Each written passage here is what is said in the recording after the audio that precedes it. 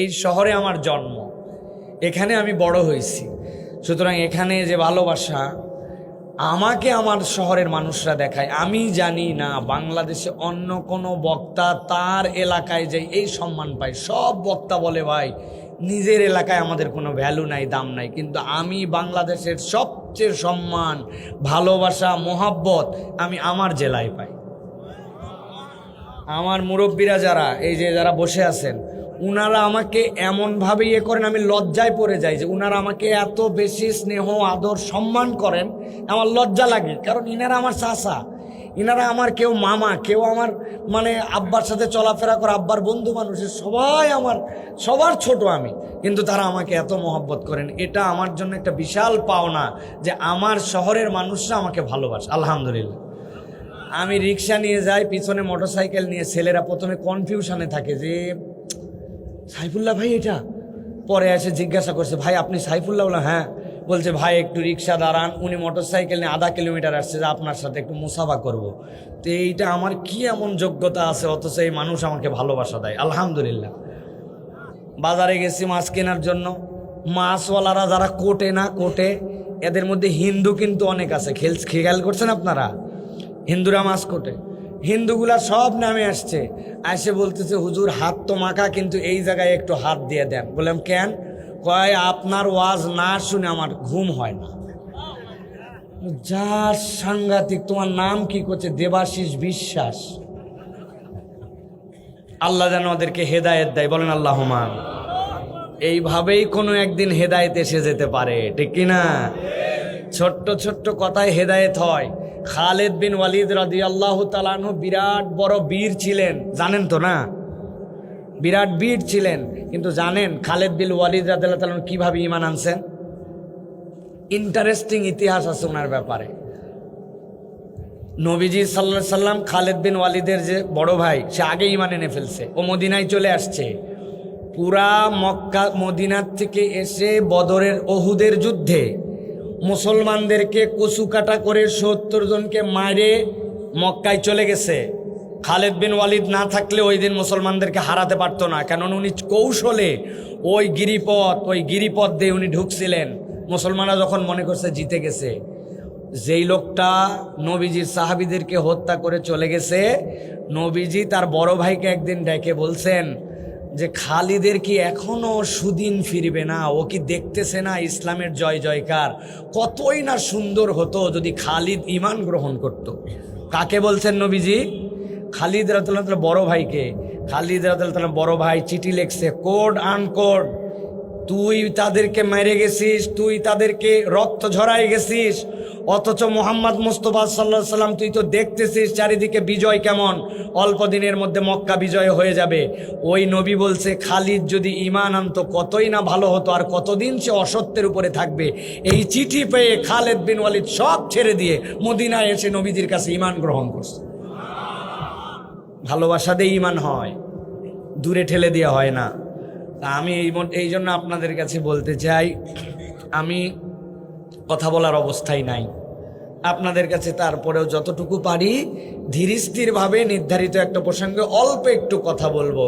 আজকে আমি যেই রকম করে কথা বলি ওই কথাটা আপনারা শুনতে পাবেন না, তবে এখানে আমার কথা এর আগে মোবাইলে, ইউটিউবে, ওয়াজে কোনো জায়গায় জীবনেও শুনেননি এরকম কারা কারা আছেন ভাই?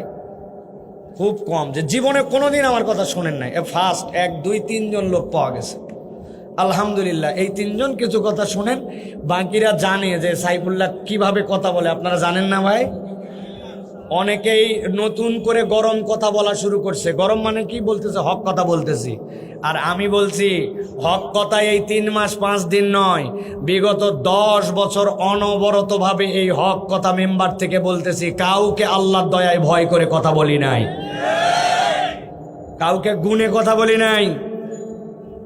আমি একটা কথা কেবল বলছি নতুন এই আমলে, যে আগে থানা পুলিশের কাছে দৌড়ায়া দৌড়ায়া মাহফিল নিতে, এলাকার নেতাদের তোয়াজ করতে করতে অবস্থা খারাপ। আমি এখন ঘোষণা দিছি, এখন এলাকার ইমাম সাহেব, কেন্দ্রীয় মসজিদের খতিব সাহেব, এলাকার ওলামায়ে কেরাম অনুমতি দিবে, মাহফিল কোনটা হবে আর কোনটা হবে না পুলিশরা সেই অনুযায়ী বাস্তবায়ন করবে। পুলিশের কাছে কোনো অনুমতি নেওয়া হবে না। এলাকার কোনো নেতার মাতব্বরি এখানে চলবে না। নেতাগিরি যা দেখান অন্য জায়গায় দেখাবেন, দান করতে মন চালে আসে দান করবেন, ঘোষণা দিবেন, চলে যাবেন। নেতাগিরি দেখানোর জায়গা মাহফিল না। ক্লিয়ার? বাপরে, অমুক থানা ওয়ার্ড, অমুক সমিতি, তুমুক সভাপতি, তার পিছে তেলাতে তেলাতে দিন শেষ। এরপরে যারা আসবে তাদেরকেও তেলাবো না, তেলাতেলি শেষ। একদম স্পষ্ট কথা এটা। কেননা আমরা দেখছি হক কথা না বলে তেলবাজদেরকে রাখলে কি ক্ষতি হয়। বাংলাদেশ ঘোরা লাগবে না, নওগাঁ জেলা তার প্রমাণ। বহু জেলায় দুর্নীতি করে অনেক উপকার হয়েছে, আর আমাদের জেলায় দুর্নীতি করেও একটা রাস্তাঘাট হয় নাই। ভাই দুর্নীতি করারও একটা যোগ্যতা লাগে, ঠিক কিনা? এদের সেই যোগ্যতাও নাই। হাফ প্যান্ট পরে ঘুরলে আবার কি যোগ্যতা দেখাবে? স্পষ্ট কথা, কারো পক্ষে বিপক্ষে কথা নয়, রাজনৈতিক কথা আমি বলি না। আমার বাপ দাদা 14 পুরুষে কেউ কোনো দল করে নাই, কিন্তু আমাদের বক্তব্য স্পষ্ট যে হক কথা, কোরআনুল কারীমের কথা, সততার কথা আমাদেরকে অব্যাহত রাখতে হবে, ঠিক কিনা? এলাকায় এই যে আমাদের কেবলই একটু আগে আমাদের ভাই বলছেন, এলাকায় বহুত ছেলে পেলে নেশা করে, অমুক করে, তুমুক করে, কথাই বুঝছি। এখন ভাই দিন শেষ, নেশা করে ভালো হও, নো নো নো নো, এই কথা চলবে না। হাত পা ভাঙ্গে এরপরে থানায় জমা দিয়ে আসতে হবে। মানে তোমার কারণে আমার সন্তান খারাপ হবে, ওই দিন শেষ। আদরে আল্লাহ শেষ নয়। অনেক আমরু বিল মারুফ করছি, এখন নাহি আনিল মুনকার হবে। অন্যায় যেখানে প্রতিরোধ হবে সেখানে। সেটেলমেন্ট অফিসারে ওয়াজ করার আর দিন নাই যে আপনি ভালো হন, ঘুষ খাইয়েন না। ঘুষ খাবে, হাতটা ভাঙ্গে ওই সেটেলমেন্ট অফিসের সামনে খাম্বার সাথে বাঁধে রেখে দিবেন। শেষ, দিন শেষ। বহুত ওয়াজ করা হয়েছে, ওনারা ভালো হবে না, চরিত্র জানা হয়ে গেছে। যদি ভালো হতো পালাতো না, পালালো কেন? কথা বলেন, পালালো কেন? বেটা একজন পালাইছে সেটা ভিন্ন কথা, তুমি সেটেলমেন্ট অফিসতে পালালে কেন? তুমি তো নওগাঁর ছেলে। কথা বলেন না? যুবকরা চাঙ্গা হন, ইমানের বলে বলিয়ান হন। এই দেশকে আমাদেরকে পরিবর্তন করতে হবে। আসমান থেকে কেউ দেশ এসে পরিবর্তন করে দিবে না। মুসলমান না জাগলে কোনোদিনও এই দেশ পরিবর্তন হবে না। সব ফাঁপড় ভাই, সব ফাঁপড়, সব ফাঁপড়। একটা তথ্য দিয়ে শুধু আলোচনা শুরু করি। দুর্নীতিকে না বলুন। বলেন, কি বলেন? আপনারা যারা বলেন, আপনাদের না বললেও সমস্যা নাই, এটা বলাচ্ছি ভিন্ন কারণ, মজা পাবেন পরে। দুর্নীতিকে না বলুন, এটা সারা দেশের যত ডিসি অফিস, যত থানা, যত সেটেলমেন্ট অফিস, এইগুলার সামনে স্টিকার লাগানো হবে এবং এইগুলা ঝুলাই দেওয়া হবে। এই জন্য 11.5 কোটি টাকা বাজেট হয়েছিল। কত? এর 9.5 কোটি টাকা খাইয়ে ফেলছে। কিছু বুঝলেন আপনি ভাই?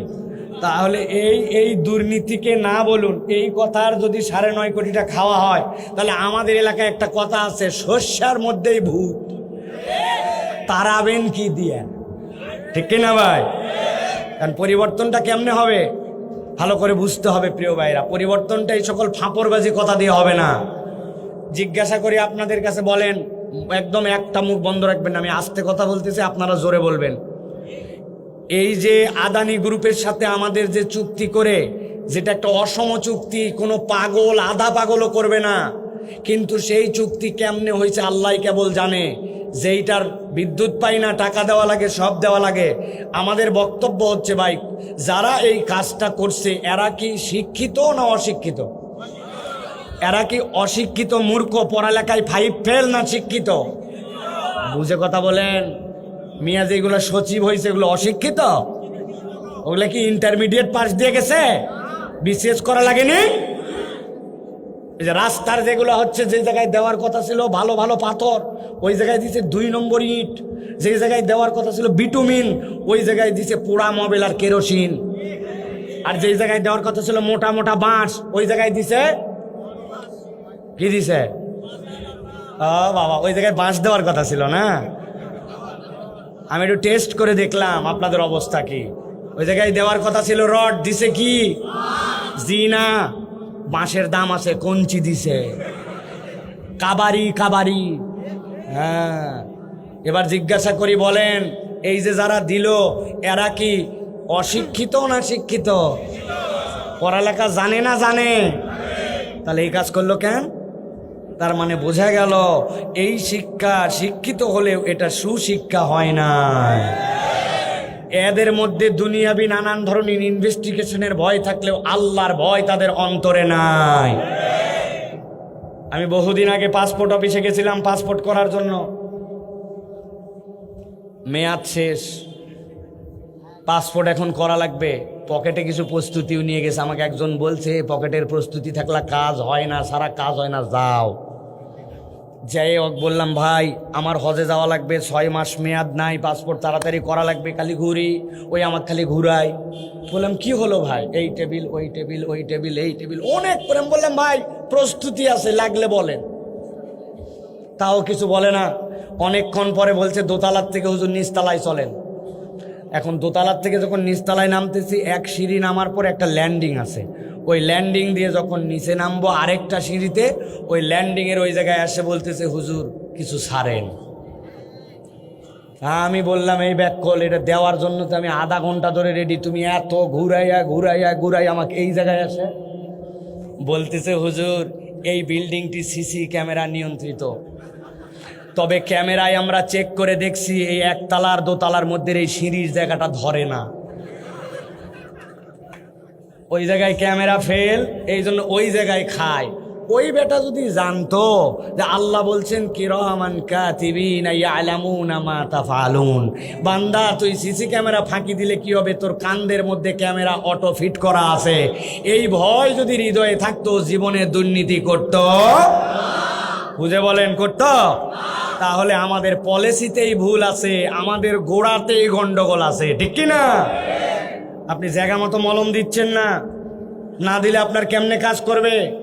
এক লোক অ্যাক্সিডেন্ট করছে, করে ডাক্তারের কাছে গেছে, যায় বলছে দেখেন পা দেখেন, বলছে কেমনে কি? কয় আম গাছ থেকে পড়ে শিকড়ের গোড়ায় বাড়ি লেগে জায়গা এরকম হয়ে গেছে। বলছে হায় হায়, যতদূর মনে হচ্ছে ভাঙ্গেনি, তবে খুব দামি দামি 2টা মলম দিলাম, যেখানে লাগছে ওখানে মাখবেন।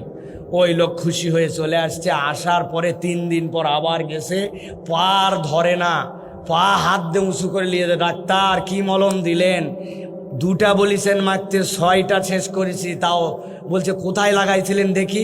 বলছে তাহলে তো আপনাকে আমার সাথে যাওয়া লাগবে। বলছে তার মানে আপনার পা আমার কাছে, আর বলতেছেন? বলতেছে আপনি না বলছিলেন যেখানে লাগছে ওখানে লাগান লাগবে? আমি আম গাছ থেকে পড়েছি যে শিকড়ে, আমি ভ্যান ভাড়া করে শিকড়ের গোড়াত লাগাচ্ছি।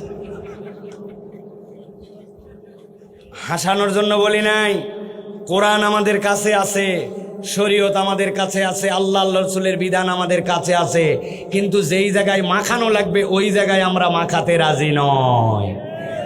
কথা বলেন আপনারা। আল্লাহ রাব্বুল আলামিন বলছেন ফাতাওয়াল্লা আনহুম ফামা আনতা বিমালুম। হে আল্লাহর নবী, আপনার ব্যাপারে বলা হচ্ছে আপনি যে দাওয়াত দিচ্ছেন, আপনি যে দিনের বার্তা পৌঁছাচ্ছেন, আপনি তাদের থেকে মুখ ফিরাই নেন, অগ্রাহ্য করেন।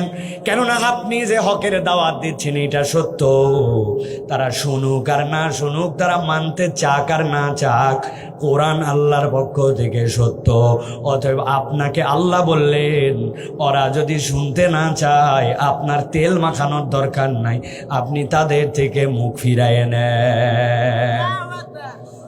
আল্লাহ রাব্বুল আলামিন পরে বলছেন তবে কথা আছে, ওয়াযাক্কির ফাইন্না যিকরা তানফাউল মুমিনিন।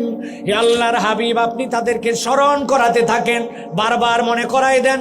আপনি এই দায়িত্ব থেকে যেন অব্যাহতি নিয়েন না, কেননা আপনি যতই স্মরণ করাবেন আল্লাহ গ্যারেন্টি দিচ্ছেন এই স্মরণ করানোর দ্বারা উপকার আছে।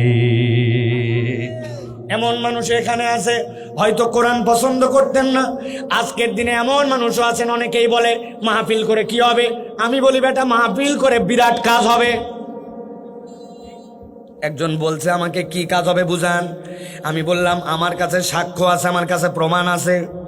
আপনি মসজিদের ভিতরে লোকজনকে ডেকে ওয়াজ করতেছেন, আপনি মসজিদের ভিতরে ওয়াজ, এই ওয়াজ করা জরুরি, এইটা আপনি করবেন। কিন্তু মসজিদের ভিতরে যদি আপনি কাউকে নিতে চান, ওই ছেলে চিন্তা করবে আমার একটা প্রস্তুতি লাগবে, আমাকে মসজিদের ভিতরে অজু করে ঢোকা লাগবে। মসজিদের ভিতরে যাওয়ার পরে এরপরে নির্দিষ্ট একটা সময় পর্যন্ত আদবের সাথে বসা লাগবে। কিন্তু আমার কাছে একটা ছেলে আসে একদিন হাউমাউ করে আমার পা জড়ায় ধরছে। আমি বললাম, ভাই রে, পা জড়ায় ধরার ইসলামের নিয়ম নাই, তুমি উঠো, তুমি আমার বুকে আসো। বলো কি? বলে, হুজুর একটা কথা আপনার কাছে বলবো বলবো করো, অনেকদিন আপনাকে মেসেজ দেই, উত্তর পাই না। আসলে আমার একটা নাম্বার ব্যবহার করার কারণে হাজার হাজার মেসেজ আছে, আমি দেখতে পারি না। ওকে বললাম, ভাই ক্ষমা করে দিও, কি বিষয় বলো। বলে, হুজুর আপনার কথায় আল্লাহ রব্বুল আমিন আমার জীবনে এমন পরিবর্তন দিয়েছে, আপনার কাছে আমি চিরকৃতজ্ঞ। আমি বললাম, ঘটনা কি বলো। বলে, হুজুর আপনি একদিন একটা মাহফিলে ওয়াজের জন্য আসছেন, আপনি ওয়াজে ওঠার পরে লোকজনের সাথে রাগারাগিও করলেন, দেখলাম। কি নিয়ে রাগারাগি? আমি একটু কান পাতলাম, আপনার রাগারাগি দেখে বক্তা রাগারাগি করতেছে, আমাকে এত পরে দেন কেন? বলে আসছি আমাকে 9টা থেকে 9:30টায় দিতে হবে, আপনি আমাকে কেন 11টায় দিচ্ছেন? এই রাগারাগি করার পরে আপনি ওয়াজ বন্ধ করেন না, এরপরে আপনি ওয়াজ শুরু করছেন। সত্যি কথা, আমি বাড়ির থেকে বের হয়েছিলাম, বের হওয়ার কারণ হচ্ছে আমার রাত্রেবেলা বিড়ি খাওয়ার একটা অভ্যাস। প্যাকেট খুলে দেখি বিড়ি ফুরায় গেছে।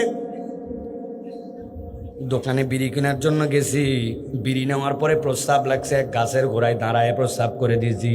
দেওয়ার পরে দেখি, হুজুর আপনি যখন ওয়াজ করতেছেন লোকজন মনে হচ্ছে মৌমাছির মতো চারিদিকে। চিন্তা করলাম অন্তত বিড়িটা শেষ করেই তারপরে যাই। বিড়ি পিছনে নিয়ে দূরের থেকে ওয়াজ শুনতাম, একটা দুটা করে কথা শুনতে শুনতে কখন যে 10 মিনিট পার হয়েছে মনে নাই। এরপরে আগায় আসছি, আগায় আসার পরে আপনি একটা কথা ওই দিন বলছিলেন, তুমি যদি তোমার পিতামাতার কথা না শোনো, তুমি যদি আল্লাহর হুকুমের পরে পিতামাতার কথা না শোনো, আল্লাহ দুনিয়ার জীবনেও তোমাকে সুখ দিবে না, পরকালের জীবনেও তোমার সুখ হবে না। দুনিয়ায় টাকা হবে, বাড়ি হবে, গাড়ি হবে, তোমার সুখ নাই। হুজুর এই কথা বলে আমার চোখ দিয়ে পানি পড়তে লাগলো। আল্লাহ আমাকে দুনিয়াতে যথেষ্ট দিছে, কিন্তু মনের মধ্যে কেন যেন শান্তি হয় না। আমি হিসাব করে দেখলাম বইয়ের উপরে প্রায়োরিটি দিয়ে আমার মা বাবার সাথে সত্যি আমি বেয়াদবি করি। আমি ওই জায়গায় দাঁড়ায় আল্লাহকে সাক্ষী রেখে তওবা করছি, আমি আর বাপ মার সাথে কোনোদিন বেয়াদবি করব না। আর আজকের থেকে 5 ওয়াক্ত নামাজ ধরলাম, কিন্তু বিড়ি যে ছাড়বো এটা বলি নাই।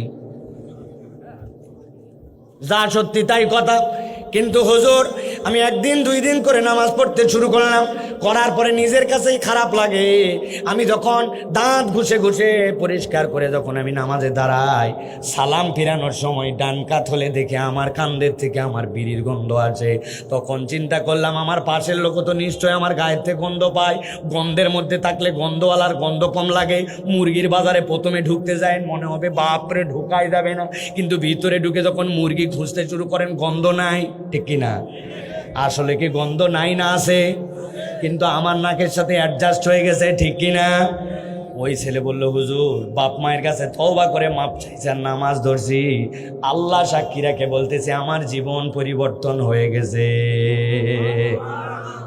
এখন যদি মাহফিল না হতো, ওই ছেলেটা মসজিদের মধ্যে উজু করে ঢোকা লাগে, বিড়ি নিয়ে ঢোকা যায় না, ও তো আসতোই না। এরকম অনেক ছেলে এখানেও থাকতে পারে, এশার নামাজ পড়ে আসে নাই, হয়তো ফজরও পড়বে না সিদ্ধান্ত ছিল, কিন্তু কোরআনের কথা শুনে ফজর থেকে নামাজ ধরে সৎ মানুষ হয়ে যেতে পারে, এটার সম্ভাবনা আছে কিনা? অতএব যারা বলে মাহফিল করে লাভ নাই, আল্লাহর কথা হচ্ছে ওয়াজাক্কির ফা ইন্না যিকরা তানফাউল মুমিনিন। আপনি স্মরণ করান, বান্দাকে স্মরণ করান, জানা কথায় আবার বলেন, নিশ্চয়ই এই জিকিরের দ্বারা বান্দার উপকার আছে। চিৎকার করে বলতে হবে এই কথা কার? রাস্তার আপনারা আমাদের সাথে না, তা আপনারা কথা বলেন না, এই কথা কার? জোরে বলেন কার? আমার আল্লাহ রাব্বুল আমিন বলছেন, ওয়ামা খালাকতুল জিন্না ওয়াল ইনসা ইল্লা লিয়াবুদুন। এই দুনিয়ার মানুষ, আমি মানুষ আর জিনকে আমার ইবাদতের জন্য সৃষ্টি করছি, কথা আছে কিন্তু গভীর মনোযোগে বোঝেন। অনেকে ভাবে বাপরে বাপ আমি আল্লাহর ইবাদত করি, আমরা আল্লাহর ইবাদত করি, তার মানে বোঝা যায় নেতার পিছে যখন অনেক লোক থাকে নেতার তখন ভাব বাড়ে, তাই না ভাই? 50 জন, ডানে 50 জন, নেতার মাটিতে আর পা থাকে না, ঠিক না ভাই? আবার পিছন থেকে স্লোগান দিচ্ছে, আমার ভাইয়ের চরিত্র ফুলের মতো পবিত্র, নামাজ পড়েনি বিগত 40 দিন, ফজরেরটা জামাতে 1 ওয়াক্ত। ওইটা কিন্তু বলেনি, ওটা বললে থাপড়াবে, কিন্তু কথা সত্য কিনা? কিন্তু এই স্লোগান শুনলে লিডারের কিন্তু পাওয়ার বাড়ে, গরম বাড়ে, ঠিক কিনা? আল্লাহ রাব্বুল আমিন সাবধান করে দিচ্ছেন, এই দুনিয়ার মানুষ, ওমা খলাকতুল জিন্না ওয়াল ইনসা ইল্লা লিয়াবুদুন, আমি জিন এবং ইনসানকে আমার ইবাদতের জন্য সৃষ্টি করছি। তবে এইটা বুঝো না তোমার ইবাদত আল্লাহর দরকার, তুমি ইবাদত করে আল্লাহর বিরাট মর্যাদা বানাও। ভুল ভুল ভুল। আল্লাহ বলছেন, মা উরিদু মিনহুম মির রিজকিন ওয়া মা উরিদু আন ইউতিমুন, আল্লাহ আশা করেন না তারা আমাকে খাওয়াবে, আল্লাহ আশা করেন না তারা আমাকে রিজিক দিবে। আল্লাহ বলছেন, আল্লাহ উল্টা বলেন, ইন্নাল্লাহা হুয়ার রাজ্জাকু যুল কুওয়াতিল মাতিন। এই দুনিয়ার মানুষ, রব তোরে খাওয়ায়, তোর ইবাদত করলে কিচ্ছু যায় আসে না, কিন্তু আল্লাহ আয়াত দ্বারা বুঝান, একটু ভালো করে এবার পিছন দিক থেকে মিলান, কথা শোনেন। নিশ্চয় আল্লাহ তোমাদের জন্য অমুখাপেক্ষী রিজিক দাতা, আয়াত একটা। এরপরে আল্লাহ বলছেন, আল্লাহ রাব্বুল আমিন বলছেন, আল্লাহ তোমাদেরকে সৃষ্টি করেছেন জিন এবং ইনসানকে তার ইবাদত করার জন্য। এরপরে আল্লাহ বলছেন, ওয়াযাক্কির ফাইন্না যিকরা তানফাউল মুমিনিন, আপনি কোরআনের জিকির করেন, এই কোরআনের উপদেশ বান্দাদের কল্যাণ দিবে। একদল মুফাসসির বলছেন, বান্দা যদি তার রিজিকের প্রশস্ততা চায়, তাহলে কোরআনের উপদেশ যেন গ্রহণ করে। সুবহানাল্লাহ বলেন। এই নওগাঁর ভাইয়েরা, আপনারা মনে করছেন রিজিক মানে কি? হুজুর আমার বাড়িতে ধান আছে, চাল আছে, খাওয়ার কোনো সমস্যা নাই, এটাই রিজিক, তাই তো? আল্লাহ আপনার খাওয়ার সমস্যা নাই, কিন্তু আল্লাহ আপনার এমন একটা বখাটে সন্তান দিছে, যেটা হওয়ার পরে 2 মণ মিষ্টি খাওয়াইছিলেন এলাকায়, কিন্তু এখন ওই সন্তান দেখে বলেন, আল্লাহ ওইটা যদি না হইতো, অথবা যদি মরে যাইতো অ্যাক্সিডেন্ট করে, আমার ভালো হতো। এরকম অনেকগুলা বখাটে সন্তানের জ্বালাতনেও বাপ মা আছে কিনা? কথা বলেন, আছে কি নাই? তাহলে আপনার নেক সন্তান আপনার জন্য রিজিক, আপনি এটা বোঝেন নাই। আপনাকে আল্লাহ রাব্বুল আমিন চোখ দিয়েছেন দেখার জন্য, কান দিয়েছেন শোনার জন্য, এটাও আপনার রিজিক, ঠিক কি না? এই ব্রিজের উপরে জাম লাগছে, গাড়ির মধ্যে বসে আছি, এইবার না হঠাৎ করে দেখে একজন ফকির আছে, জানলার কাঁচের মধ্যে ঠক ঠক মারে। গাড়ির ভিতরে যে থাকে, বাহির থেকে আসতে ঠোকা লাগলেও ভিতরের শব্দটা অনেক জোরে হয়, বিরক্ত লাগে। ওই লোক কথাই শুনে না, খালি মারতে আছে। আরে ভাই, টাকাটা বাড়ি করে দেওয়া লাগবে, একটু সময় দিবি তো। মেজাজ গরম হয়ে গেছে আমার, চিন্তা করছি গ্লাস নামায় 2টা কথা শোনাবো। ব্যাক কলকাতাকার নওগাঁর লোক কি বোকা নাকি? এরকম একটা ঝাঁকি দিব মনে করছি, হাতে 10 টাকা আর জালনার গ্লাস নামাইছি। নামানোর সাথে সাথে দেখি ও আমার দিকে তাকায়, বলতেছে আহা আহা আহা। তখন বুঝলাম ওই বেচারির কানেও শোনে না, মুখ আছে, কথা বলে না। অথচ আপনার আমার মতো ওই মুখ, দাঁত দেখা যায়, কান দেখা যায়, জামা কাপড় পরে মানুষ থাকে, মানুষের মতোই দেখা যায়, কিন্তু একটা মানুষও তাকে মানুষ না বলে বলতেছে বোবা। কথা দেখি না? একটু মাথা খাটান। রব্বুল আমিন আপনার আমার জন্য জবানকে রিজিক দিলেন, আপনার আমার জন্য চোখকে রিজিক বানায় দিলেন। নওগাঁর মানুষ, আমার টাকা কম থাকতে পারে, চোখে চশমা থাকতে পারে, কানেও হয়তো একটু কম শুনতে পারি, চেহারাটাও ভিন্ন হতে পারে, কিন্তু কোনো বাপের বেটার শক্তি নাই আপনাকে আমাকে পাগল বলবে, ঠিক কি না? বলবে কেউ পাগল আপনাকে? খবর আছে তাহলে তার। কিন্তু আল্লাহ রাব্বুল আমিন আপনার আমার মতো চেহারাওয়ালা অজস্র মানুষ রাখছেন। পাবনা মেন্টালে গেলে দেখবেন ইংরেজি ফটফট করে ঝাড়তেছে, কিন্তু মাথার ব্রেন ঠিক নাই, আছে কি নাই? অতএব আল্লাহ আপনাকে আমাকে যে এই সুষম একটা ব্রেন দিলেন, এইটাও আল্লাহর পক্ষ থেকে রিজিক। আল্লাহ বলছেন, ফাযাক্কির ফাইন্না যিকরা তানফাউল মুমিনিন, এই জিকির করেন, এইটা আপনাকে উপকার দিবে। আর আল্লাহ বলছেন, ইন্নাল্লাহা হুয়ার রাজ্জাকু যুল কুওয়াতিল মাতিন, তোমার রবের কাছে রিজিকের কোনো অভাব নাই। অতএব আল্লাহর এই উপদেশ দ্বারা, আল্লাহর এই কোরআন দ্বারা তোমার কল্যাণের সব দিক তোমার জন্য খোলা।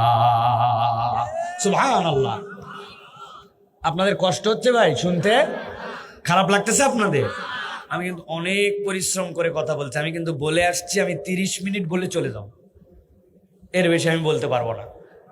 কিন্তু আমি 30 মিনিট বলা শেষ করছি, 30 মিনিট শেষ, কিন্তু আমি আরো কিছু কথা বলতে চাই প্রিয় ভাইয়া। আস্তে আস্তে বলবো, কিন্তু কথা কিছু বলতে চাই ইনশাআল্লাহ। আর আমার কথা যদি এটা না শোনেন, আমি আলোচনা তো মনে করেন মুখস্থ বলতে পারি না, কারণ আমি পড়ালেখা করি।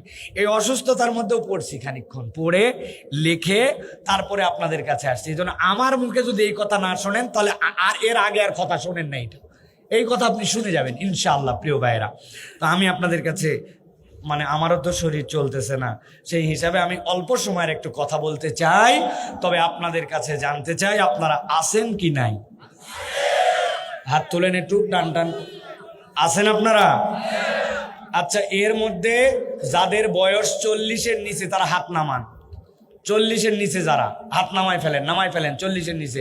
আর যারা মুরব্বী আছেন 40-এর উপর, তারা হাত সোজা করেন, হাত সোজা। 40-এর উপর কারা? ও বাবা, আপনার বয়সে 40 হয়ে গেছে ভাই? চ্যাংরা মানুষ না দেখতেছি, ভুল করে হাত তুলছিল না। আচ্ছা, হাত নামান এবার আপনারা। এবার 40-এর নিচে যারা হাত তোলেন দেখি, এদিকে নাই, 40-এর নিচে নাই, আছেন আপনারা? এবার আপনারা আগে একটা তাকবীর দিবেন, পারবেন না ইনশাল্লাহ? মুরব্বীরা কোনো শব্দ করবেন না, আমি আস্তে করে বলবো, আপনারা আস্তে করে তাকবীর দিবেন। হ্যাঁ, বুঝেন কিন্তু, আস্তে দিবেন তো না? হ্যাঁ, হাত সোজা করেন। কি হলো? 40-এর নিচে যারা, এবার এটা তাকবীর দেন, লিল্লাহে তাকবীর। হাত নামান। এবার মুরব্বী যারা আমাদের বাবারা 40-এর উপরে, আপনাদের একটা সুযোগ, আপনারা বহু জায়গাতে হারিয়ে গেছেন, কিন্তু আজকে একটা জিতার চান্স তৈরি হয়েছে। পারবেন ইনশাল্লাহ? বুঝেন কিন্তু, আমাদের পুলিশ ভাইয়েরা কি 40-এর নিচে না উপরে? উপরেও আছে, নিচেও আসছে। আলহামদুলিল্লাহ, কি সুন্দর চেহারা দেখছেন, মাশাআল্লাহ। আল্লাহ ওনাদেরকে এই বাংলাদেশটাকে নতুন করে গঠন করার তৌফিক দান করেন। থানাগুলাকে বাঙালিদের, আমাদের মুসলমানদের আশ্রয়স্থল হিসেবে কবুল করেন। মানুষ যেন বিপদে বলে সকলে চিন্তা করে কারো বাড়িতে যাব না, থানায় গেলে আমি নিরাপদ, এরকম থানা বানানোর তৌফিক দান করেন। ওনাদের বাচ্চা কাচ্চা পরিবারে আল্লাহ অজস্র বরকত দান করেন। রাত বিরাত দৌড়াদৌড়ি করে, চলাচল করে, অ্যাক্সিডেন্ট, অপমৃত্যু, এগুলা থেকে আল্লাহ যেন হেফাজত করেন। বলেন আল্লাহুম্মা আমিন। সব পুলিশ খারাপ না, বহু পুলিশ চিনি আমি। তাহাজ্জুদে কোন দোয়া পড়া লাগবে শেখার জন্য আসে। যে এই বেটা 5 ওয়াক্ত নামাজ পড়ে না, ওই বেটা তাহাজ্জুদ পড়ে, তারপরে কি জন্য আসছে আমার কাছে? এরকম বহু পুলিশের সাথে পরিচয় আছে আমাদের, আলহামদুলিল্লাহ। প্রিয় ভাইয়েরা, এবার তাহলে 40-এর উপর রেডি? রেডি? তাকবীর দিতে পারবেন একটা? দেখে একটা তাকবীর দেন 40-এর উপরে যারা, লিল্লাহি তাকবীর। যুবকরা দেখছে, আপনারা মনে করছিলেন মুরব্বীদের কোনো জোর জার কিচ্ছু নাই, কিন্তু কেইসা তাকবীর দিছে, চিন্তা করছেন আপনারা? এখন আমরা সকলে মিলে একটা দিতে পারবো ইনশাআল্লাহ? সকলে মিলে পারবো ইনশাআল্লাহ? যারা দিতে পারবেন সকলে মিলে, তারা যে অবস্থায় বসে আছেন ওই অবস্থায় পাটা চেঞ্জ করেন, পা পরিবর্তন করেন। ডানের উপর থাকলে পা, বামের উপরে পা, ডান চেঞ্জ করতে হবে, নড়তে হবে আপনাকে, না নড়ে কোনো তাকবীর হবে না। এই আপনারা একটু উঠে বসেন, উঠে আবার বসেন, চেয়ারে যারা আছেন উঠে বসেন। বসছেন সকলে? মুরব্বীরা নড়াচড়া দিছেন? হ্যাঁ, বসেন। এবার রেডি সবাই? এবার একসাথে একটা তাকবীর দেব, লিল্লাহি তাকবীর। আল কোরআনের আলো, আল হাদিসের আলো, তোমার নেতা আমার নেতা, তোমার নেতা আমার নেতা, আলেম ওলামা যেখানে, লিল্লাহি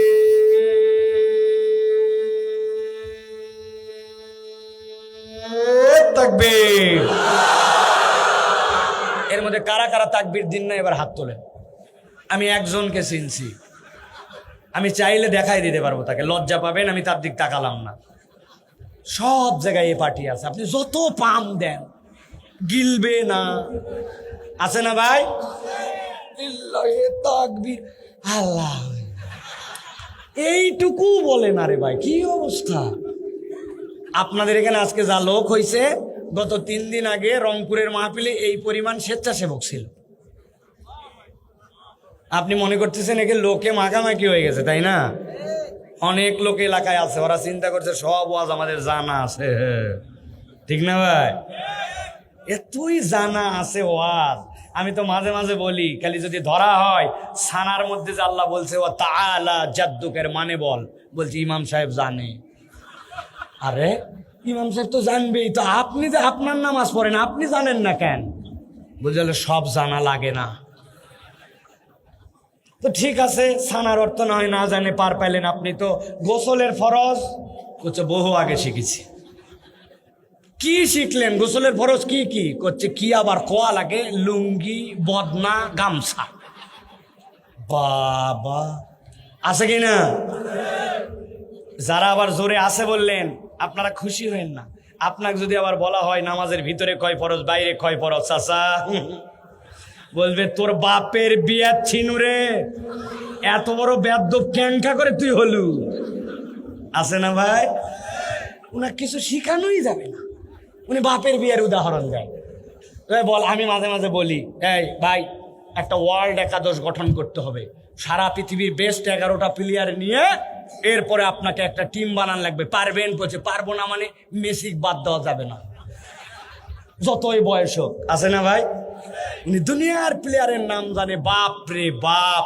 কিন্তু উনাকে যদি বলা হয় বাবা নামাজের ভিতরে কয় ফরজ, বাইরে কয় ফরজ, নামাজ তো বহুদিন পড়লেন, বলতে পারে না।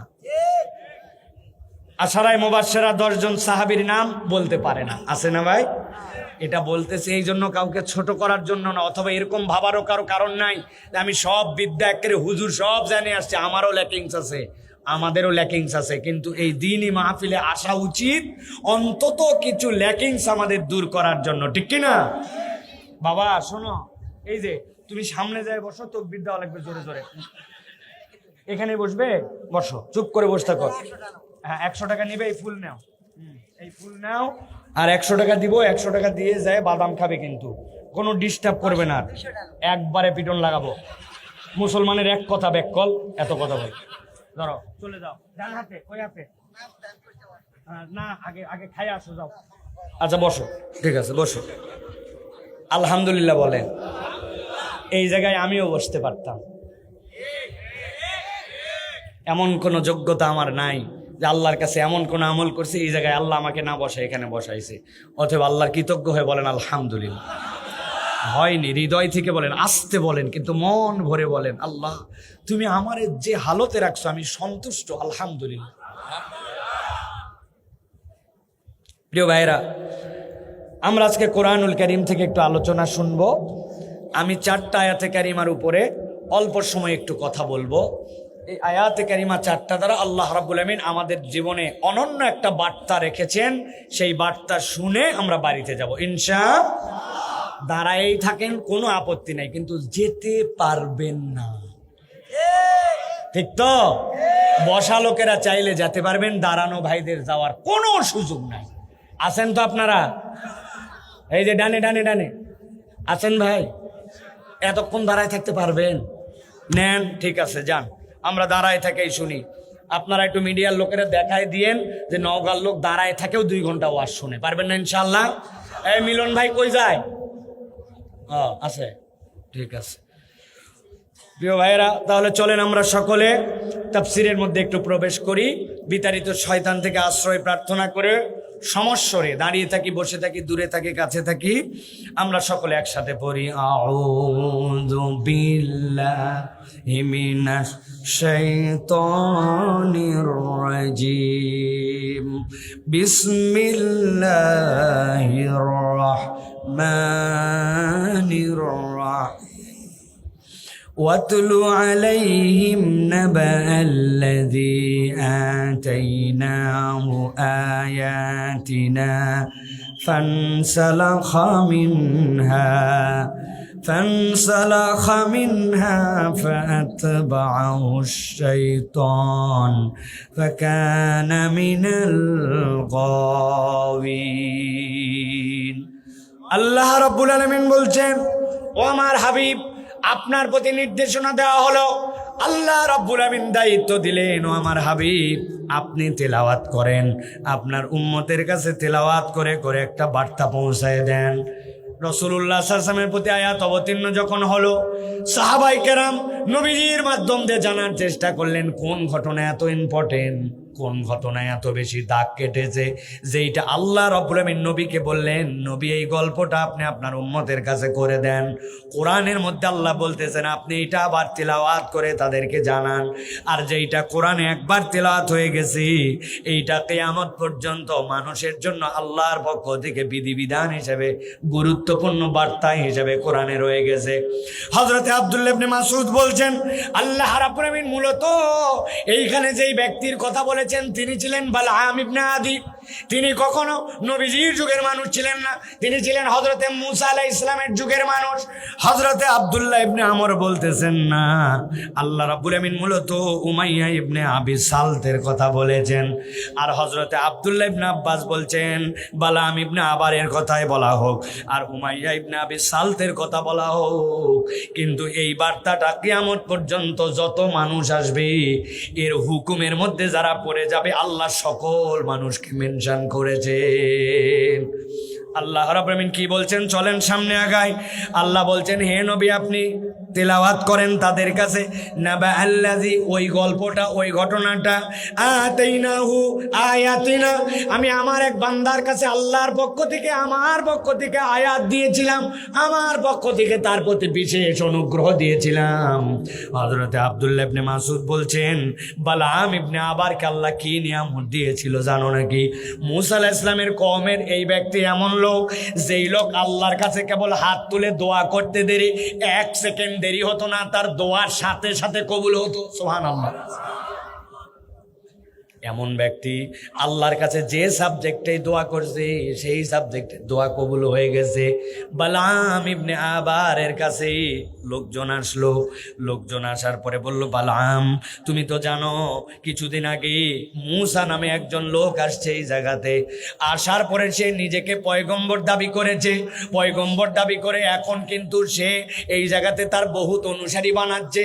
তোমার কাছে আমরা আসছি ওই মূসার বিপক্ষে তুমি একটু দোয়া করবা, মূসা যেন ধ্বংস হয়ে যায় আর তার যারা সঙ্গী সাঙ্গ আছে তারাও যেন ধ্বংস হয়ে যায়।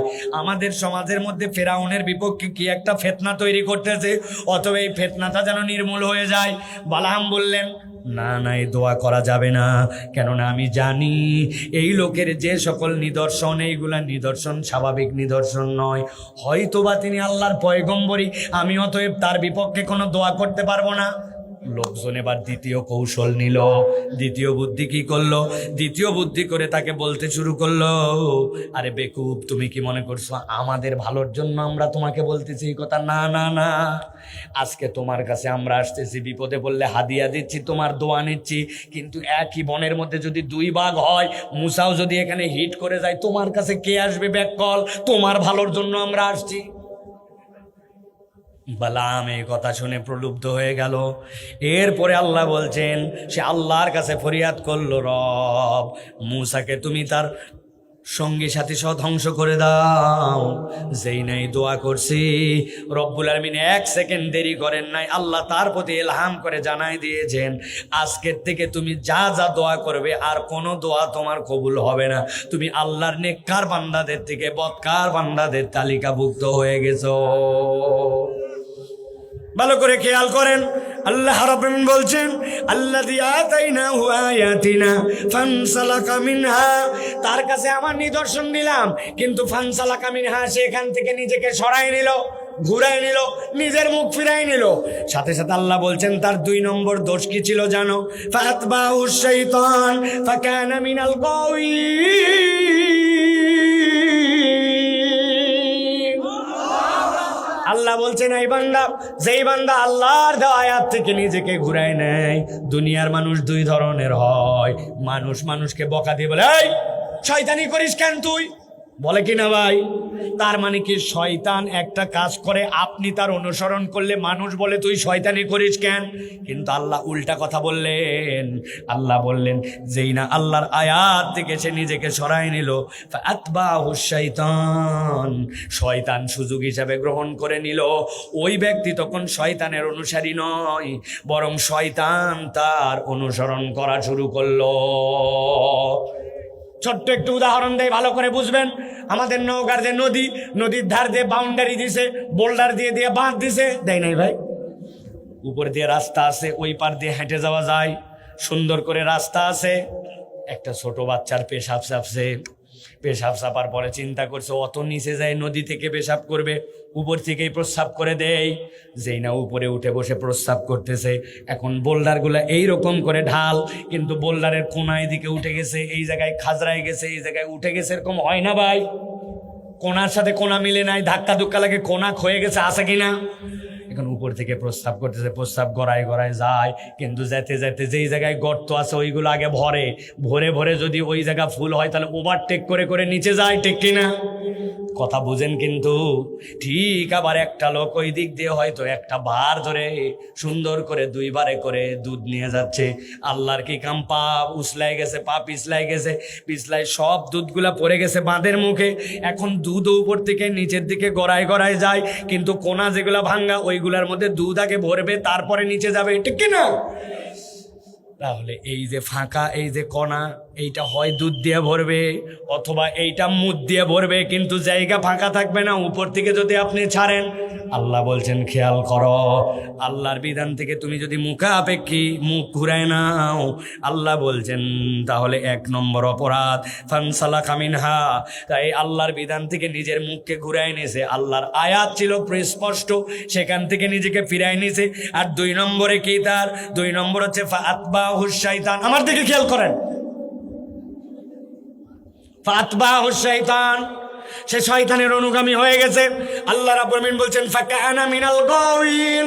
আর একবার যদি কারো পিছে শয়তান লেগে যায়, সে অবশ্যই অবশ্যই পথভ্রষ্ট হয়ে যায়। 4টা আয়াত বলবো, একটা আয়াত শেষ, মাথার মধ্যে ঢুকায় রাখেন। এমন এক ব্যক্তি যাকে আল্লাহর নিদর্শন দেওয়া হয়েছিল, কিন্তু আল্লাহর নিদর্শন থেকে মুখ ঘুরায় নিছে। আল্লাহ বলছেন 2 নম্বর অপরাধ, শয়তান তার অনুগামী হয়ে গেছে। আর শয়তান যার অনুগামী হয়, দুনিয়ার বুকে তার আর পথ পাওয়ার সুযোগ নাই। আল্লাহ বলছেন নবী এবার 2য় আয়াত আপনার উম্মতকে বলেন, ভালো করে খেয়াল করেন। আল্লাহ বলছেন ওয়ালাউ শিনা লারাফানাহু বিহা ওয়ালাকিন্নাহু আখলাদা ইলাল আরদি ওয়াত্তাবা হাওয়া। আল্লাহ বলছেন ও আমার হাবিব, ও যে দুনিয়ার লোভে পড়ে দুনিয়ার থেকে অল্প একটু পাওয়ার আশা করে আল্লাহর আয়াত থেকে মুখ ফিরালো, কিন্তু আমি আল্লাহ বলতেছি ওয়ালাউ শিনা, যদি আমি চাইতাম, লারাফানাহু বিহা, সে যদি আল্লাহর আয়াতের উপর অটল অবিচল থাকতো, আমি রব্বুল আমিন তার মর্যাদা বাড়ায় দিতে পারতাম। কিন্তু তার অপরাধ কি ছিল? প্রথমে ছিল 2টা, আল্লাহ বলছেন সে আরো 2টা অপরাধ করলো। কি অপরাধ? ওয়ালাকিন্নাহু আখলাদা ইলাল আর, আল্লাহ বলছেন সে তার মুখটাকে নিরেট দুনিয়ামুখী বানায় ফেললো। সে তার দুনিয়া দুনিয়া দুনিয়া ছাড়া তার আর কোনো চিন্তা নাই। আরবিতে আখলাদা কাকে বলে? খুলদুন কাকে বলে? খুলদ বলা হয় যেইটা আল্লাহর সৃষ্টিগতভাবেই জমিনমুখী। আল্লাহ কোরআনে বলেছেন সৃষ্টির 3টা রূপ আছে। একটা রূপ হচ্ছে মুকিব্বান আলা ওয়াজিহি, দুনিয়ার বুকে সরীসৃপ, টিকটিকি বুক দিয়ে হাঁটে, সাপ বুক দিয়ে হাঁটে, কেঁচো বুক দিয়ে হাঁটে, ঠিক কিনা? আরেকটা হচ্ছে ছাগল, গরু, কুকুর, বিড়াল, ওদের 4 পা নিচের দিকে মুখ দিয়ে রাখে, কিন্তু মাঝে মাঝে 2 পা উঁচু করে, আছে না ভাই? ছাগলগুলা গাছের পাতা খায়, 2 পা উঁচু করে খায় কিনা? বান্দর মাঝে মাঝে 2 পা উঁচু করে চলাফেরা করে কিনা? আমার বাড়িতে একটা বিড়াল আছে, মাঝে মাঝে ওকে দেখে অবাক হয় আমরা, ভাব কি পা উঁচু করে 2 পা দিয়ে চলতেছে, আছে এরকম। কিন্তু বলেন তো, ছাগল যতই উপর দিকে পা তুলে খাক, বিড়াল মাঝে মাঝে উপর দিকে হাঁটুক, কিন্তু ওর ধাঁটটাকে উপরে না নিচে? কথা বললেন না? আখলাদা ইলাল আর, ওরা সব সময় জমিনমুখী হয়ে থাকে। কিন্তু আল্লাহ একমাত্র সৃষ্টি মানুষ করেছেন, যেই মানুষ ঊর্ধ্বমুখী, কিন্তু আল্লাহ বলছেন তাকে আল্লাহ বিপরীত 2টা খাসলত দিয়েছেন। রুকুতে যখন যায় বান্দা বলে সুবহান রব্বিয়াল আযীম, আল্লাহ দুনিয়ার যত গরু ছাগলের মতো এখন আমার রূপ, কিন্তু তখন আমি বলতেছি রব্বুল আলামিন তুমি মহান, তুমি মহান। বান্দা এরপরেও হয় নাই, সিজদায় যায়, যাওয়ার পরে যখন সরীসৃপের মতো নাক মাটির সাথে লাগানো, তখন বান্দা বলে সুবহানা রাব্বিয়াল আলা। আমার নাক যখন একদম মাটির সাথে লাগানো, তখন আমি ঘোষণা দিচ্ছি আমার রব সবার উপরে। আর ওই সিজদার থেকে লাফ দিয়ে উঠে সোজা যখন হয়, তখন বলে আল্লাহ আমি যতই সোজা হই না কেন, আল্লাহু আকবার, আমার রবের থেকে বড় আর কেউ হতে পারে না। আল্লাহ রাব্বুল আমিন বলছেন ওই মানুষকে আল্লাহ চাইলে উঁচু করতে পারতেন, কিন্তু 3 নম্বর রোগ কি তার? আমি কিন্তু জিজ্ঞাসা করব আপনাদের কাছে আবার। আল্লাহ বলছেন 3 নম্বর রোগ হচ্ছে তার, ওয়ালাকিন্নাহু আখলাদা ইলাল আরদ, ও নিরেট দুনিয়াদার হয়ে গেছে, দুনিয়া ছাড়া কিচ্ছু বোঝে না। ব্যবসার দোকানের মাল হালাল, পণ্য হালাল, কিন্তু এমন দুনিয়াদার ওই পণ্যটাও হারাম কথা বলে বিক্রি করে, আছে না? আপনার মতো চেনা লোক বলে কেনা দামে দিলাম, এটা তো রেগুলার কথা, নওগাঁর লোকের কি বলেন, জীবনে দেখেনি কিন্তু বলছে চেনা লোক, কেনা দামে বলে বলে 500 টাকা কল্লা কাটে ফেলছে, আছে কিনা? কথায় কথায় নিরেট দুনিয়া, দুনিয়া ছাড়া কিচ্ছু বোঝে না, সব টার্গেট তার দুনিয়া। দান করতেছে কেন? লোকজন বলবে দানবীর সামনে ভোটের একটা চান্স আছে, আছে না ভাই? এরকম ধান্দাবাজ আছে না, হারাম কামাই করে নিয়ে আসে আবার এই জায়গায় দেয়, এরকম বহু লোক আমরা চিনি। ভালো করে খেয়াল করেন, 3 নম্বর দোষ তাহলে ওয়ালাকিন্নাহু আখলাদা ইলাল আরদ। আল্লাহ বলছেন এরপরে তার 4 নম্বর দোষ কি? ওয়াত্তাবা হাওয়া। সবচেয়ে ভয়ঙ্কর তার দোষ হচ্ছে সে আল্লাহকে ইলাহ আর রাখে নাই, তার মন যা চায় সে সেইটাই করে। মন যতটুকু ইসলাম মানতে চায় ততটুকু ইসলাম পালন করে, আর মন যতটুকু চায় না ততটুকু ইসলাম পালন করে না। জুম্মার দিনে মন চায় নামাজ পড়ে, কিন্তু ওয়াক্তের 5 ওয়াক্ত নামাজ পড়ে না, এরকম মুসল্লি মিথ্যা পারায় নাই, আছে ভাই? বুঝে বলেন কিন্তু আছে। বাপ রে বাপ, বাহিরে যখন যায় তখন বোরকা টোরকা মাঝে মাঝে পরে, কিন্তু বিয়ে বাড়িতে গেলে আর বোরকা লাগে না, আছে নাকি? এরকম আছে। স্কুলে যাওয়ার সময় নাক মুখ বাঁধতে যায়, কিন্তু যখন ঈদের দিন বের হয় তখন ইচ্ছা মতো জামা কাপড় পরে, অথচ তার প্রতি পর্দা ফরজ হয়েছে, মানে না, আছে কি নাই? নামাজ পড়ে, ওয়াজ মাহফিলেও আসে, আবার ওয়াকম্যান লাগায় সারাদিন ডিস্টি ডিস্টি ডিস্টি ডিস্টি ডিস্টি ডিস্টি, আছে কিনা?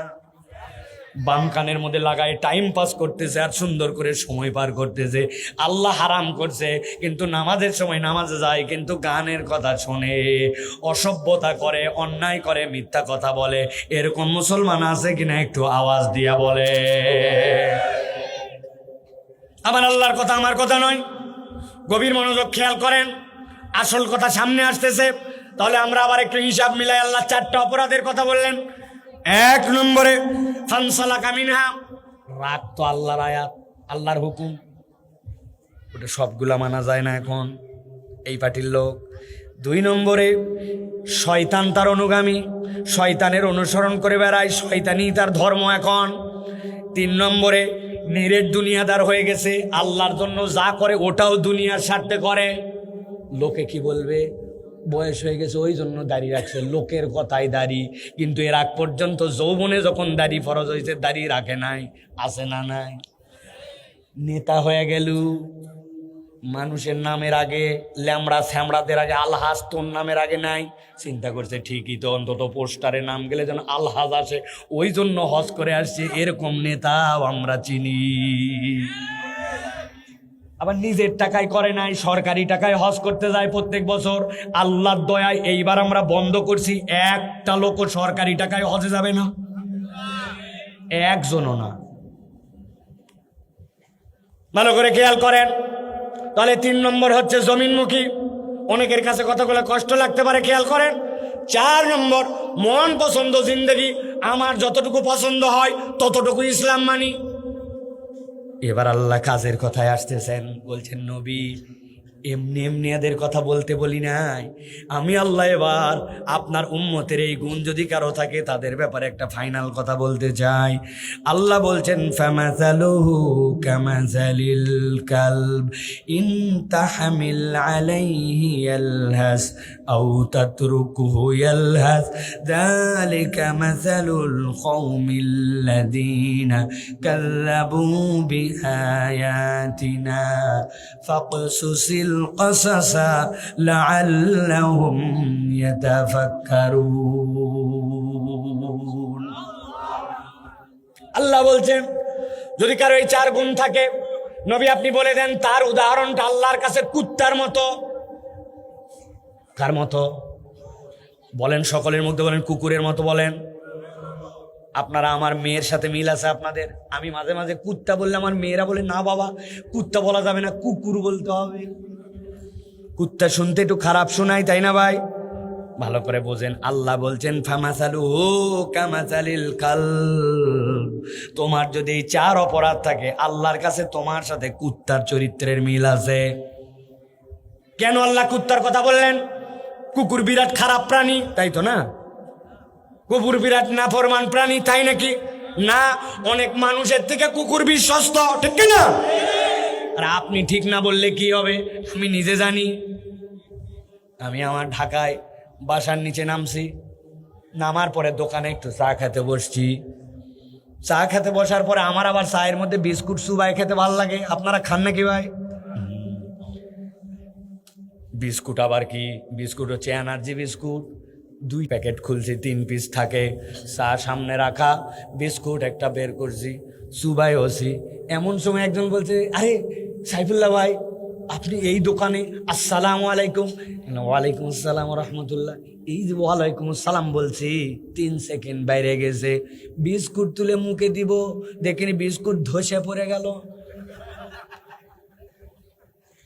বিস্কুট যেই না নিচে পড়ে গেছে, পাশে এক কুকুর বসা ছিল, দৌড়ায় উঠে আসছি, এসে চেটে চেটে ওই বিস্কুটটা খেয়ে নিছে। খাওয়া পর্যন্ত শেষ, বাকি 2.5টা বিস্কুট আমি খাইছি। চা খাওয়া শেষ। পরের দিন আসরের নামাজ পড়ে আবার ওই দোকানে এসে বসছি। যেই না আমি বসছি, দেখে একটা কুকুর লেজটা নিচু করে দিয়া আমার কাছে এসে খালি এরকম এরকম করে। আমি বললাম, শাহিন ভাই কি ব্যাপার, কুত্তা এরকম করে কেন? কই গতকালকে না আপনি অর্ধেক বিস্কুট খাওয়াইছিলেন। আমি গতকালকে বিস্কুট খাওয়াই নাই, আমার মুখের ভাগের বিস্কুট পড়ে গেছে, ও মনে করছে আমি ওরে দিছিলাম।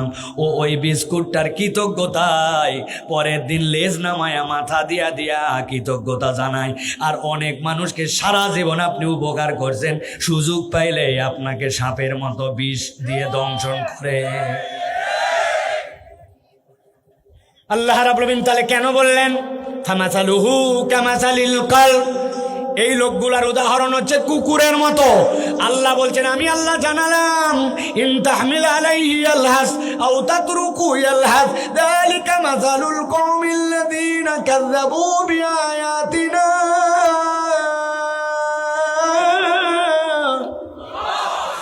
আল্লাহ বলছেন এই দুনিয়ার মানুষ, আমি আল্লাহ এমনি এমনি বলি নাই, বলার কারণ আছে। কি কারণ জানো? তুমি কখনো কুকুরের পিঠে বোঝা চাপাও না। চাপাই কেউ? আমরা কুকুরকে আমরা গরুর মতো বোঝা দিয়ে গাড়িটা নাই না। আল্লাহ বলছেন কুকুরকে যদি তুমি দাবরানি দাও তাহলে তো সে হাঁপাবে।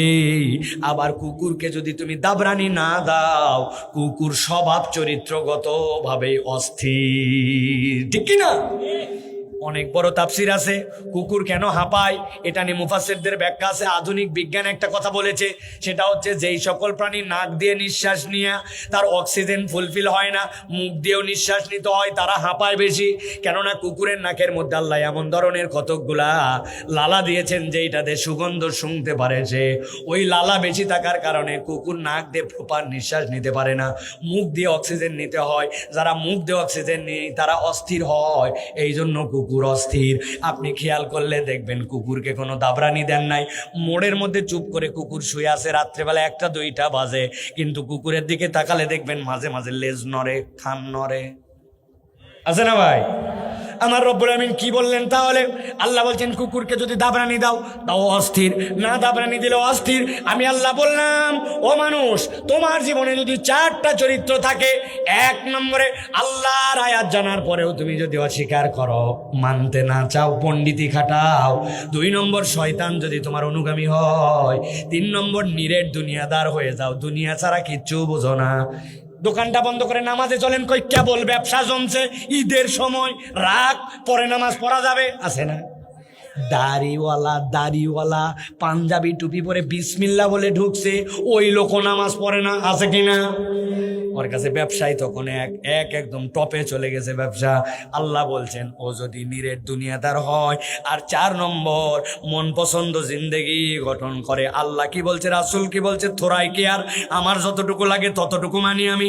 আল্লাহ বলছেন টেনশন করো না, তোমার জীবনটা কুকুরের মতো অস্থির বানায় দেওয়া হবে।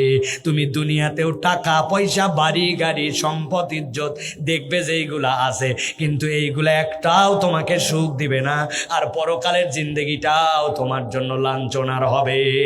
চিৎকার করে বলেন এই ঘোষণাটা দিয়েছেন কে? সবাই বলেন নাই, বলেন কে? আল্লাহ রাব্বুল আলামিন আবার বলছেন ফাকসুসিল কাসাসা, হে নবী আপনি গল্প বলেন। কাদের জন্য? লাআল্লাহুম ইয়াতাফাক্কারুন, আশা করা যায় তারা একটু চিন্তা করে দেখবে। ও মিদ্যাপাড়ার ভাই, ও আমার নওগাঁর ভাই, আমার কলিজার টুকরা, আমার মুসলমান, একটু চিন্তা করে আয়াতে কারিমার সাথে যদি আমাদের জীবন মিলাই, আপনাদের জীবনের অবস্থা কি জানি না, আমাদের নিজের জীবন নিয়ে মাঝে মাঝে টেনশন হয়। অনেক কিছুর পরেও কেন জানি মনে হচ্ছে আমাদের জীবনে সুখ আর শান্তির স্থিরতা নাই, ঠিক কি না? কোথায় জানি আমাদের একটু নড়ে গেছে, সুখটা সেই আগের মতো পাওয়া যায় না। অল্প কামাই, অল্প খাওয়া, লাইট আছে কি নাই, কিন্তু কি সুখের দিন। কিন্তু এখন এত কিছু পাওয়ার পরেও মানুষ কেন জানি উদ্ভ্রান্তের মতো ঘুরতেছে, মানুষ কেন জানি অস্থির হয়ে গেছে, ঠিক কি না? কোটি টাকা দামের বাড়ি, লাখ টাকা দামের খাট, হাজার হাজার টাকা দামের তোষক, শুয়ে আছে বান্দা, কিন্তু ঘুম নাই। ডাক্তারের কাছে গেছে, মেডিসিন লিখে দিছে, ঘুমের ওষুধ খান। বলছে তবে বেশি খায়েন না, হার্ট কিন্তু নষ্ট হয়ে যেতে পারে, সাবধান, ঘুমের ওষুধ বেশি খাওয়া যাবে না। কিন্তু ঘুমের ওষুধ না খেলে ঘুম ধরে না। কোটি কোটি টাকার মালিক, আছে কি না? আর নওগাঁ থেকে যায় আমাদের সবজি ওই ঢাকার কাউরান বাজারের মধ্যে, ওই জায়গাতে বড় বড় ট্রাক থেকে আনলোড করে। কিছু কিছু মানুষ আছে মাথার মধ্যে টুকরি নিয়ে রাত্রে 800-900 টাকা কামাই করে। ওই বড় ট্রাক থেকে নামায় ছোট ছোট জায়গায় লোড করে দেয়। হঠাৎ করে জাম বেঁধে গেছে আমাদের যমুনা সেতুতে, ওই মাল পৌঁছায় নাই সবজি। ওই লোক কি করবে, ওই কোমরের থেকে গামছা খুলে আর ওই টুকরিটা রাস্তার আইল্যান্ডের মধ্যে ফেলে ওইটার মধ্যে শুইছে। পাশ দিয়ে 20 টনের ট্রাক যায়, বিল্ডিং কাঁপায় যায়, আর ওই টুকরির মধ্যে ওই বান্দা নাক ডেকে ডেকে ঘুমায়। হিসাব মিলায়েন, সুখ সব সময় টাকা পয়সা অর্থবিত্ত দিয়ে হয় না। অথবা আপনার আমার জীবনে যে অস্থিরতা, আপনার আমার জীবনে যে অপ্রাপ্তি, আর আল্লাহর কাছে চূড়ান্ত যে অবাস্তবতা, ওইটাই আয়াতে কারিমার আলোকে আজকে আমাদেরকে সিদ্ধান্ত নিতে হবে যে আল্লাহ রাব্বুল আলামিনের কাছ থেকে আমরা কি কুকুরের জিন্দেগি চাই না মানুষের? কথা বলেন, মানুষের। আল্লাহ রাব্বুল আলামিন এবার শেষ করে দিচ্ছেন, আমিও শেষ করব। আল্লাহ বলছেন সাআ মাসালাল কওমুল্লাযীনা কাযযাবু বিআয়াতিনা, আল্লাহ বলছেন এটা সমান যারা আমার আয়াত অস্বীকার করেছে তাদেরকে আপনি বলেন আর না বলেন, ওয়া আনফুসুহুম কানু ইয়াজলিমুন, তারা নিজেদের উপরেই নিজেরা অত্যাচার করবে। আল্লাহ এর দ্বারা বোঝাতে চান যার অন্তরে মোহর মারা হয়ে গেছে সে কখনো তওবা করবে না, ঠিক কি না? হাজার হাজার মানুষ মেরে ফেললো, হাজার হাজার মানুষ চোখ হারায় ফেললো, এখনো লাখ লাখ মানুষ বিছানায় বসে বসে কাতরায়, হাজার হাজার বাপ মা কান্নাকাটি করে। এত বড় অপরাধ করার পরেও এখনো অনুশোচনা নাই, উল্টা করে খালি বলে মাঝে মাঝে চট করে নাকি ঢুকে পড়বে, ঠিক না? আরে ব্যাকল, আগে তওবা কর, আগে তওবা কর, আগে ক্ষমা চা। না, উনি খালি চট করে বলে ঢুকবে। আর পাবলিকের উস্কাচ্ছে, ওটো ওটো, বাইরে বসে আছে, মায়ের একটা ওর ঘাড়ে পড়বে না, সব পাশা তেলতেলা হয়ে যাবে এদের, ঠিক কিনা? আর বোকার পিছে ঘুরেন না, আর কোনো পাগল ছাগলের পিছে ঘুরেন না। ইসলামের আলোতে আসেন, কোরআনের ছায়া তলে আসেন, কোরআন আপনার জীবন পরিবর্তন করে দিবে, ঠিক কিনা? কোনোদিন আপনার লিডার বলে নাই এই আয়াতে কারিমাতে যা আল্লাহ বলে দিছেন, আল্লাহ আপনাকে জাহান্নামে নেওয়ার জন্য সৃষ্টি করেন নাই, জান্নাতে নেওয়ার জন্য সৃষ্টি করছেন। তাহলে সিদ্ধান্ত আমরা নিব কি? দুইটা জিনিস আপনাদের কাছে আজকে বুঝিয়েছি। একটা বুঝিয়েছি আল্লাহর কৃতজ্ঞ বান্দা না হলে নিয়ামত পাওয়া যাবে না, বুঝছেন তো? এটা প্রথম পার্ট বুঝছেন তো? দ্বিতীয় জায়গায় বলছি ভাই, পণ্ডিতি করে আল্লাহর আয়াত থেকে দূরে সরে থাকা যাবে না। আল্লাহর যে জীবন বিধান ওটা আপনাকে মেনে নিতে হবে, আল্লাহর দেওয়া সংবিধান আপনাকে স্বীকার করতে হবে, আল্লাহর দেওয়া আইনের পক্ষে আপনাকে থাকতে হবে। আপনি যেই হন না কেন, আল্লাহর দেওয়া আইনের পক্ষে আপনি না থাকলে আল্লাহর আয়াতের পূর্ণ আপনি ইতাআতকারী হতে পারবেন না। 2 নম্বর যেটা বলেছি যে আপনাকে শয়তানের অনুগামী হওয়া যাবে না, শয়তানি কোনো কাজ করা যাবে না। বিড়ি খাওয়া, বাজে কথা বলা, মেয়েদেরকে ইপটিজিং করা, এলোমেলো চলাফেরা করা, বিরাট একটা ভং ভাং চুলের কাট, শার্ট প্যান্ট শার্ট দেখলেই মানুষ বলে এটা বেয়াদব, বলে না? ওর চলাফেরা দেখলেই বলে এই ছেলেটার আদব নাই। আহা, মানুষ আপনারে বেয়াদব বলে, কি লাভ ভাই এই জিন্দেগি? বেয়াদব বলা মানে আপনি একটা বদদোয়া পাচ্ছেন। আর আপনার সালাম, আপনার নম্রতা, আপনার চলা দেখে বলে আরে ছেলেটা যেমনই হোক রে, বাপ যেমনই হোক, কি ভালো একটা ছেলে, এটা আপনার জন্য চিরস্থায়ী দোয়া, ঠিক কিনা? অতএব প্রিয় ভাইরা, শয়তানি এই বান্দামি এই কাজ করা যাবে না। এলাকায় কমিটি করতে হবে। ওই আপনি বলবেন খালি পুলিশ ভাইরা দেখবে, ওটা হবে না। এলাকায় অপরাধ প্রতিরোধ যুবকদের উদ্যোগে কমিটি বানাতে হবে। কারা কারা এলাকার মধ্যে গাঁজা খায়, এই গাঁজা কোত্থেকে আসে, এই গাঁজার সোর্স কি, ওইগুলা বাড়ি সহ চিহ্নিত করে মসজিদের সামনে তালিকা দিয়ে দিতে হবে। পারবেন না? ঠিক বললে হবে না, উদ্যোগ নিতে হবে। ভয় পাওয়ার কোনো কারণ নাই, ভয় পাওয়ার দিন শেষ, এখন নতুন বাংলাদেশ। এরকম অপরাধীদেরকে ভয় পাওয়া চলবে না। থানায় ডাইরেক্ট জমা দিবেন, দিয়ে বলবেন এই যে তালিকা দিলাম, এটার বিপক্ষে ব্যবস্থা নেন। আমরা এই সকল গাঁজাখোর, নেশাখোর, ফেন্সিখোর এদেরকে নওগাঁয় দেখতে চাই না। নুনিয়াপট্টির মালিকদেরকে আর মঞ্চে উঠে আপনাদের নসিহতকারী হিসাবে আমরা আর দেখতে চাই না। স্পষ্ট করে দিবেন এইটা। আরেকটা তালিকা যদি করা হয় তাহলে আপনারা সবাই ঘাবড়ায় যাবেন, কিন্তু করা উচিত যে যারা পান যেখানে নামাজ পড়বে না, আমরাও তাদের জানাজার নামাজ পড়ব না। কে কথা ক্লিয়ার ভাই? তোমার নামাজ পড়ার আগে তুমি তোমার নামাজ পড়ো। তোমার নামাজ মানে কি? আমরা তোমার নামাজ পড়বো, আপনারা আমার নামাজ পড়বো। আমি সাইফুল্লাহ মারা গেছে, ঘোষণা হয়ে গেছে, আপনারা জানাজায় সুযোগ থাকলে যাবেন না ভাই? আমি নামাজ পড়ি না, কি দুঃখে আমার জানাজায় যাবে না ভাই? এটা তালিকা থাকবে ভাই, বেনামাজিদের একটা লিস্ট করা হয়েছে। এরা যদি মরে যায় আর আমাদের মহল্লার এদের জানাজাও পড়বো না, আমাদের গোরস্থানে দাফনও হবে না। কে? লাস্ট কথা বলি আজকের। পাকিস্তানে এক ওস্তাদ এক ছাত্রকে জিজ্ঞাসা করছিল, বাবা বলো তো নামাজ পড়ে না কে? ওই ছেলে উত্তর দিছে, স্যার 1 নম্বরে নামাজ পড়ে না যে মারা গেছে। কথা কি ঠিক না ভুল? মরা মানুষ নামাজ পড়ে? বলছে স্যার 2 নম্বরে নামাজ পড়ে না যেই ব্যক্তি পাগল হয়ে গেছে। পাগল নামাজ পড়ে? মানে মাথার ব্রেন আউলা, উল্টা পাল্টা, নামাজ পড়লেও ঠিক নামাজ পড়ে না, তাহলে পাগল নামাজ পড়ে না। আর 3 নম্বর বলছে যে অমুসলমান, স্যার সে আমি দেখছি নামাজ পড়ে না। তাহলে আপনাদেরকে এখন বলতে হবে, আপনি আমি এখানে যারা আছি মৃত না জীবিত? বুঝে বলেন কিন্তু। ডানে যারা আছেন মৃত না জীবিত? 2 নম্বর বলেন আমরা কি পাগল না ভালো? এবার বলেন আমরা অমুসলমান না মুসলমান? এখন কথা ক্লিয়ার।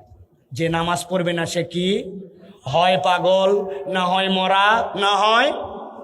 আবার বলেন, যে নামাজ পড়বে না হয় পাগল, না হয় মরা, না হয়। আরেকবার বলতে হবে, যে নামাজ পড়বে না সেই মরা, সে পাগল, না হয়। ক্লিয়ার? আমার কোনো দোষ নাই, আপনাদের মুখে আপনাদের বলাই নিছি। ফজর থেকে সিদ্ধান্ত আপনাদের। পারবেন ইনশাআল্লাহ? আল্লাহ আমাদের আজকের এই আয়োজন আশা বসাকে আল্লাহ রাব্বুল আমিন কবুল করেন। উঠবেন না, এটা দোয়া খায়ের আব্বা আছেন, সুন্দর করে দোয়া করে যাব। এতক্ষণ বসেছিলেন, আমি 1 ঘন্টা 9 মিনিট কথা বলছি, কথা বলবো না বলেও। তার আগে আমাদের এই মাদ্রাসাতুল কোবাল ইসলামিয়ার আমাদের এখানকার দায়িত্বশীল মাওলানা রহমতুল্লাহ আছে, আমাদের ছোট ভাই, সবসময় আমাদের পরামর্শ নেয়।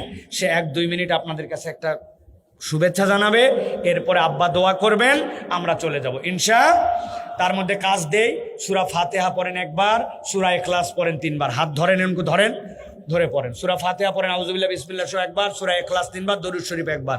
বসেন, সকলে বসেন। আমরা রহমতুল্লাহ কথা বলবো এখন ইনশাআল্লাহ।